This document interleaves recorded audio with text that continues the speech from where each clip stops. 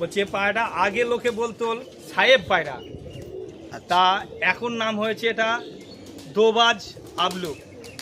আবলুকও আগে বলতো, মাঝে আবলুক বলতো, এখন দোবাজ। এখন সবাই বাংলা ভাষায় বলে দোবাজ।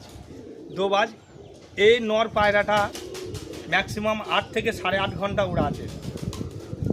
8 থেকে 8.5 ঘন্টা। এটা আমাদের ঘরেরই বলতে আমাদের সঞ্জীবেলা এই পায়রাটা ধরা পায়রা।